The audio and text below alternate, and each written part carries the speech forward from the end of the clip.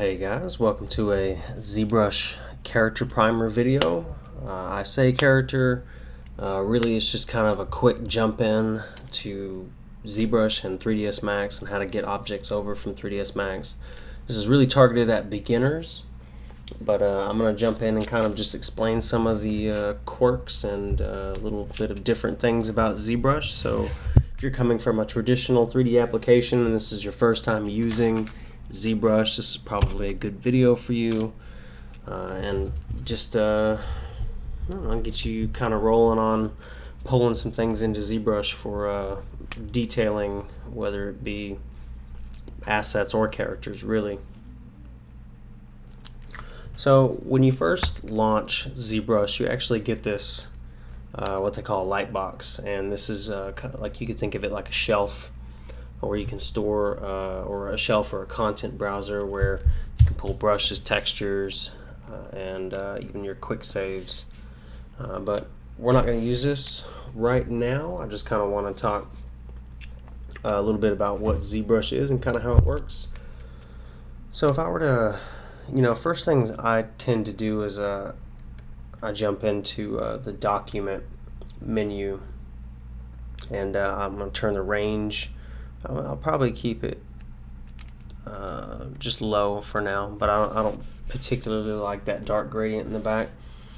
And then I double my canvas size, and it is called a canvas, even though this is kind of a 3D application. But ZBrush actually presents itself like a 2D application, like a 2D painting application, and it can be helpful to think of ZBrush really like a kind of special 2D software in a way, because what this canvas is not really 3D.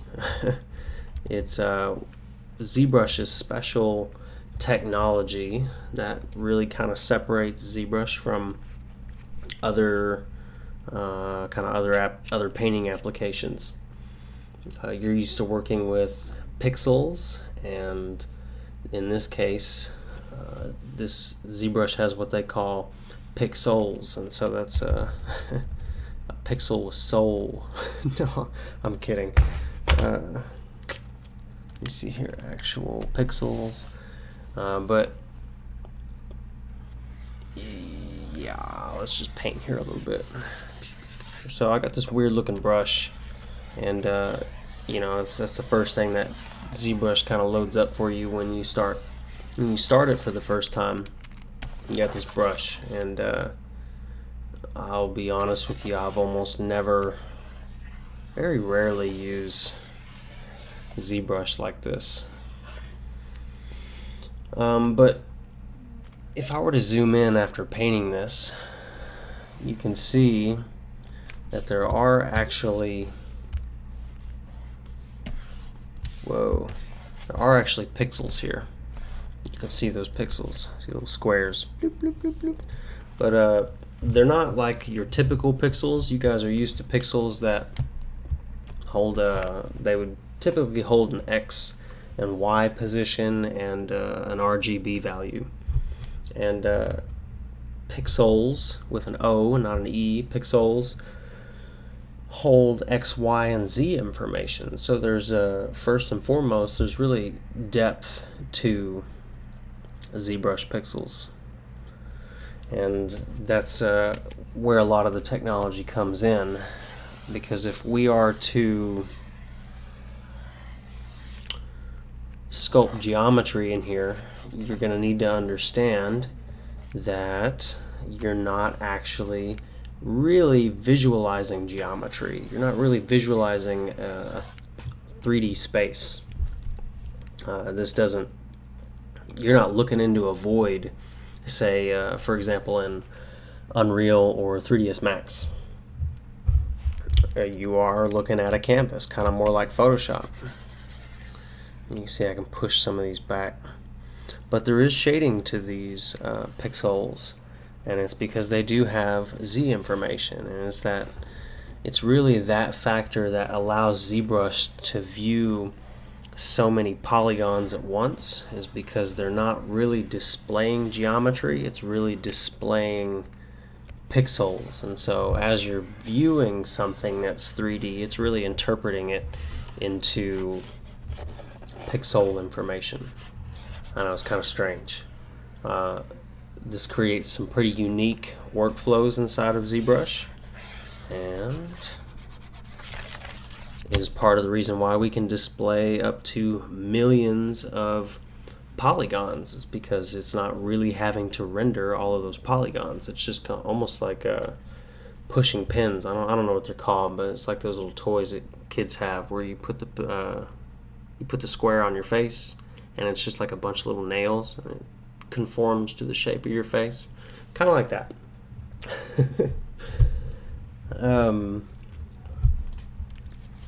Well, with that, I guess it helps kind of understand that when I'm zooming, I'm not zooming 3D space, I'm actually zooming the canvas. There is a set to actual pixel size, like there is in Photoshop. There's an anti-aliased half size, so you get kind of fuzzy pixels and it looks cleaner than your typical, full res view.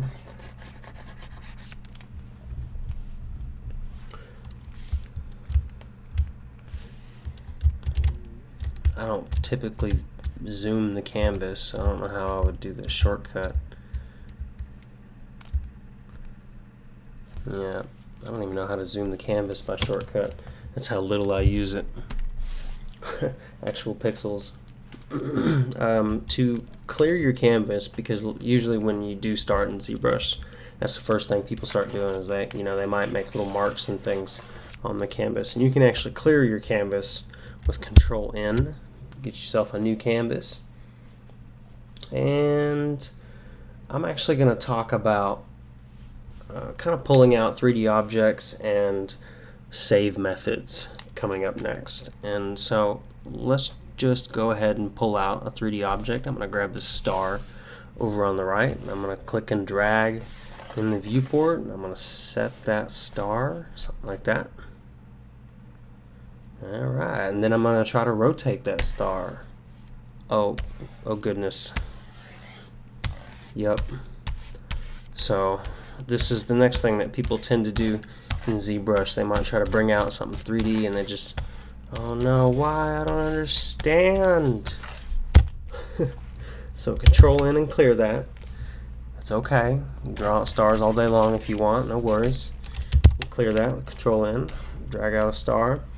And really, to activate ZBrush's 3D mode or edit mode, you could go up here and hit this button on the toolbar. It says Edit Object, or you can just hit T on your keyboard, and that puts you inside of edit mode. And so if I kind of drag in the open canvas while in edit mode, you'll see I'm actually starting to rotate my object.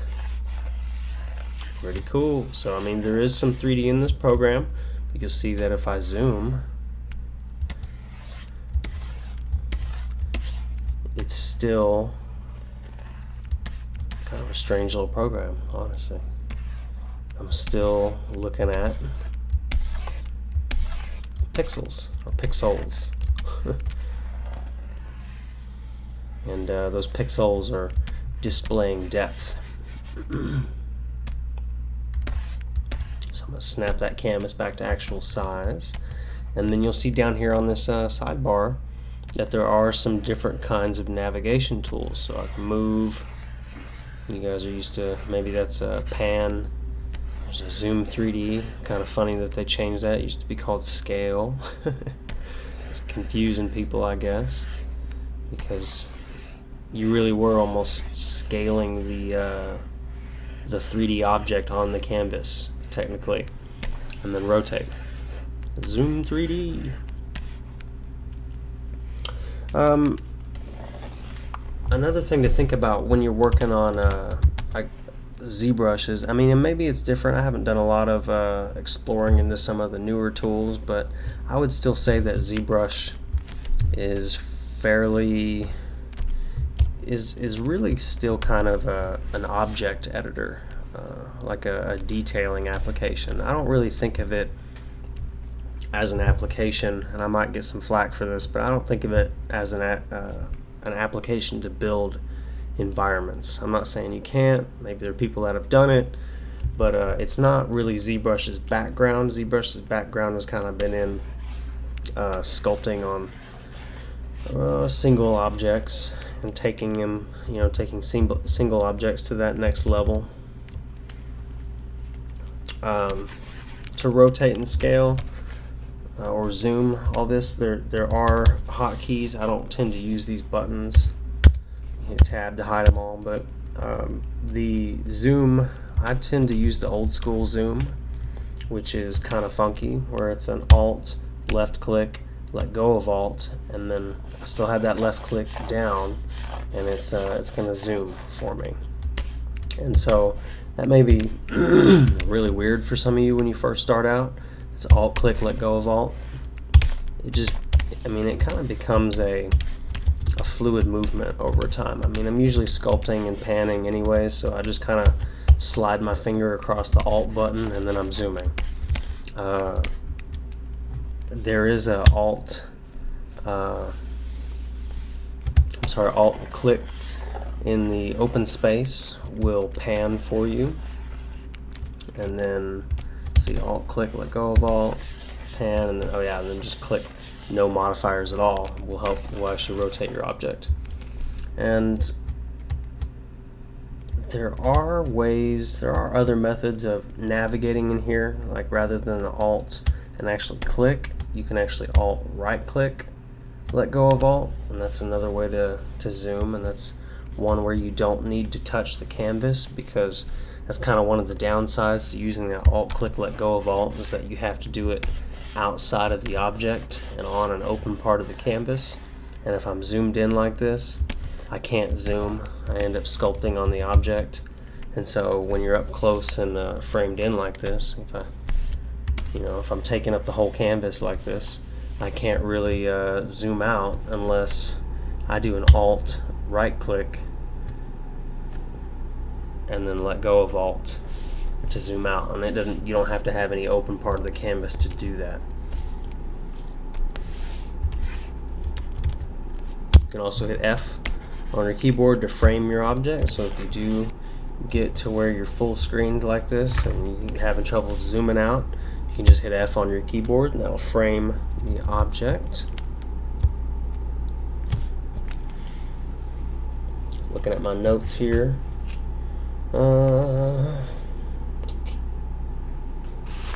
It's pretty much navigation.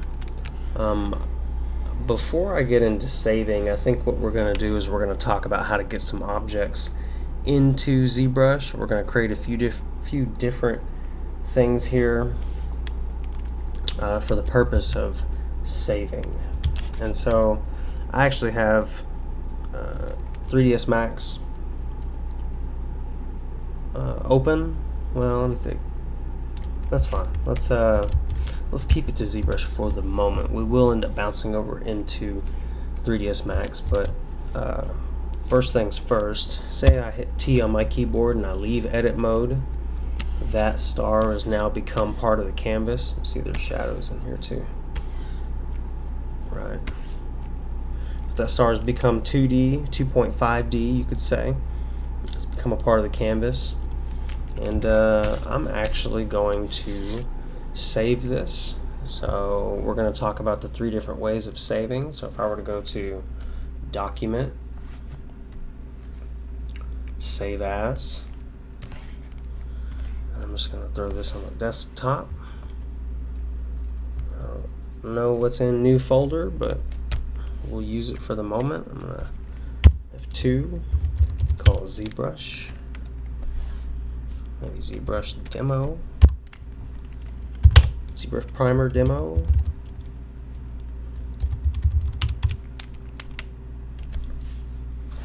and then I'm going to put a save folder in here.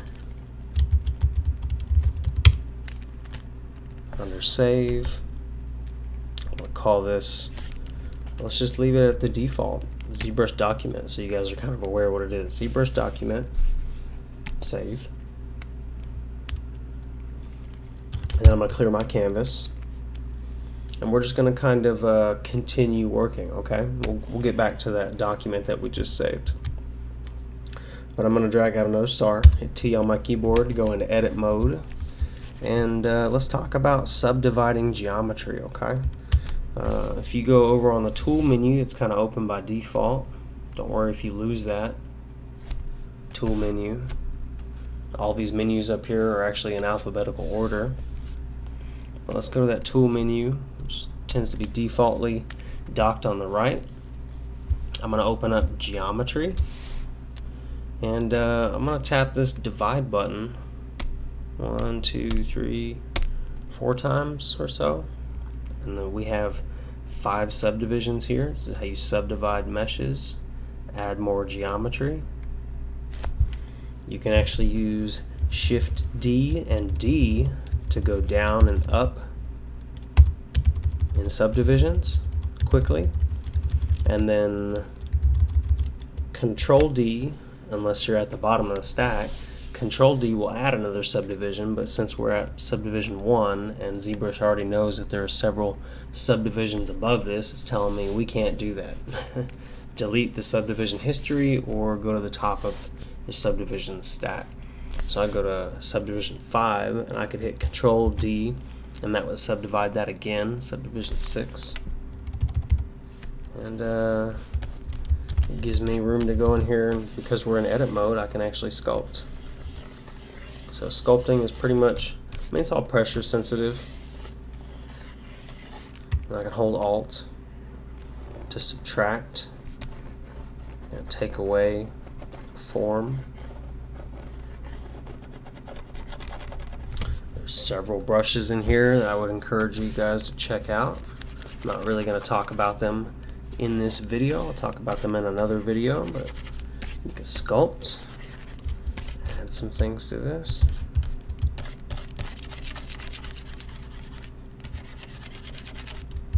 If you hold Shift on your keyboard, you can smooth geometry. You can smooth out some of your sculpt.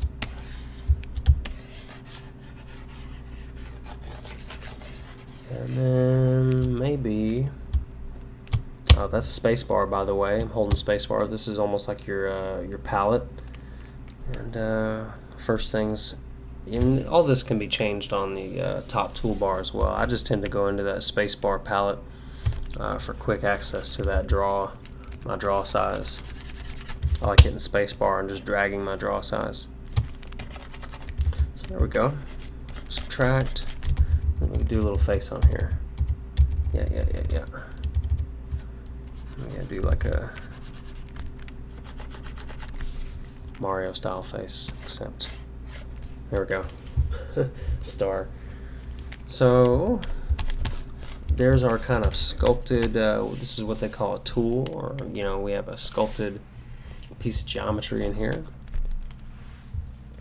And I'm actually going to save this tool within the the tool menu. So we're going to go tool menu, save as, and have that same save folder. I'm going to name this, we'll call it star,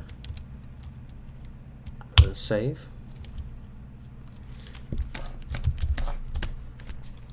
And I'm thinking I want a cylinder. I'll subdivide the cylinder a few times.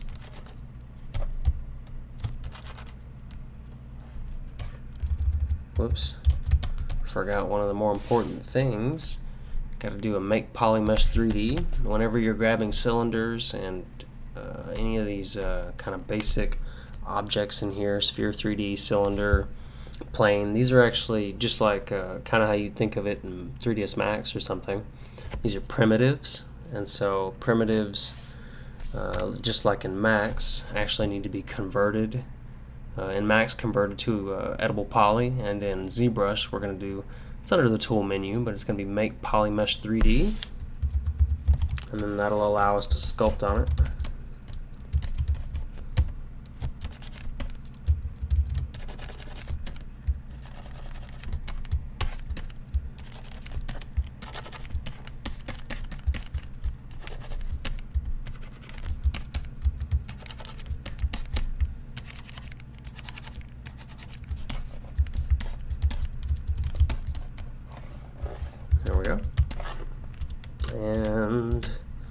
I'm going to use Shift S and I'm going to snapshot this to the camera. I'm sorry, to the canvas. Go grab my star. You see how I can just kind of flip between my objects here. This is one of the reasons why I call it an object editor and not necessarily true 3D space. It's because I can just flip back and forth between these tools. You can think of them like tools.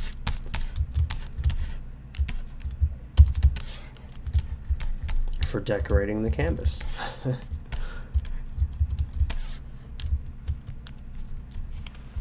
then I'm going to hit T and get out of edit mode. And we're going to do our last save, and it's under File, kind of like you probably would have expected. We're going to do a File, Save As, and this one's a Z project file. We're going to save the Z project file. Under here, I'm just going to leave it the default name and hit Save. Let me do one more thing. When I do that, we're going to go File, and I'm actually going to turn on Undo History. And then File, Save As, ZBrush Project, save, yes.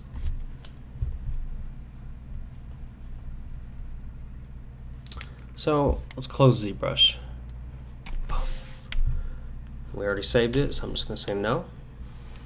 There's 3ds Max. And I'm going to launch ZBrush again.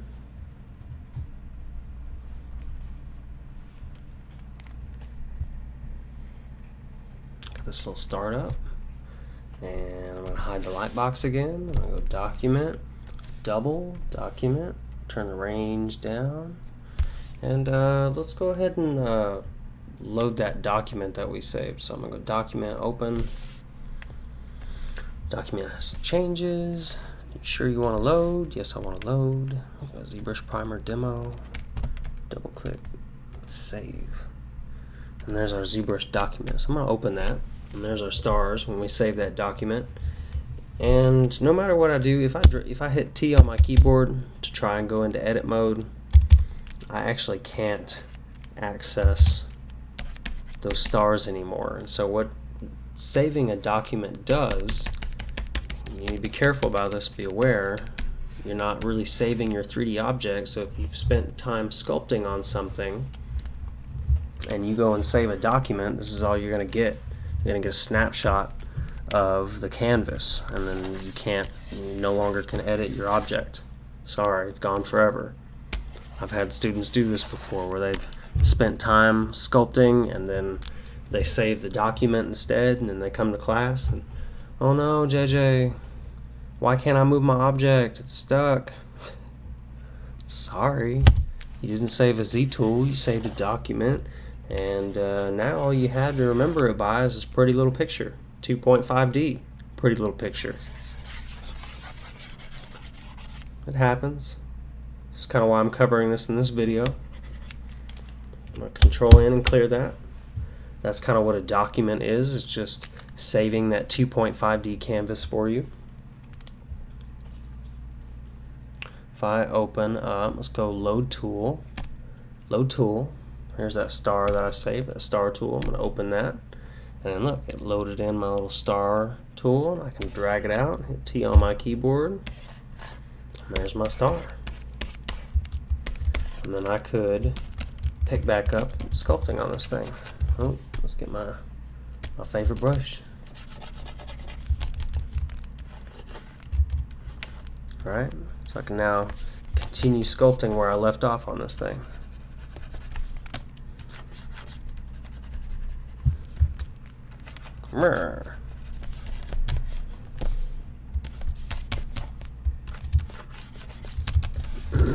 Okay. Now, this is great. Great way to save your 3D meshes. Come back and work on them later. Z tools can also save many other subtools within this object, and we'll get to that. But I wanted to load that last save that we did. So if I go File, Open. I'm not going to save this project. I'm going to load our last project that we made. And hit Open. And you see we get not only our canvas, but also what was saved into the ZBrush project file is really really just about everything. You could think of the ZBrush canvas almost like the traditional palette that artists, kind of mix all their colors on and things. They're going to come back to it. They want to use those maybe those mixed colors again.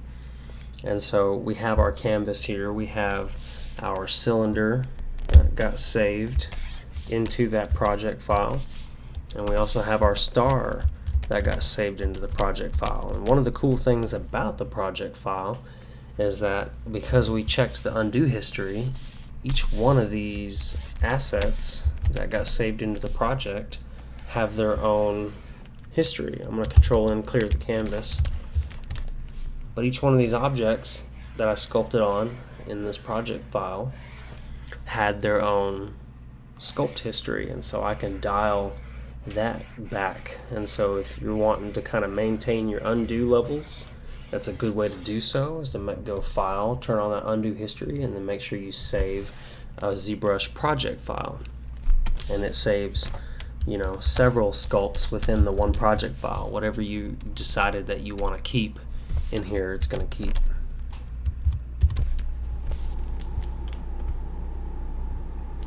So I think that's all about what I want to cover in this video here. Just a couple of the little quirks about ZBrush to kind of get you guys going and rolling and sculpting in ZBrush. So I hope that was helpful in kind of getting off the ground and rolling with ZBrush.